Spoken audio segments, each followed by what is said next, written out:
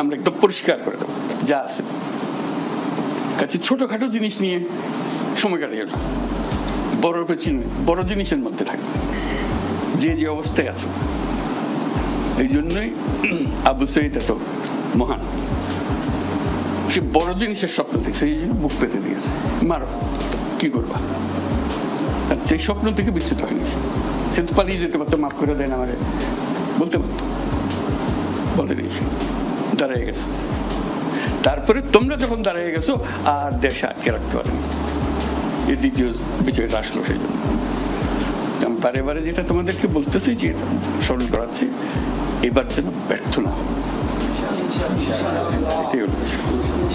কারণ ব্যর্থ করার জন্য বহু লোক দাঁড়িয়ে আছে, বহু লোক। তোমরা জানো তোমাদেরকে ব্যর্থ করে দেওয়ার জন্য বলে যা আছে কপালে।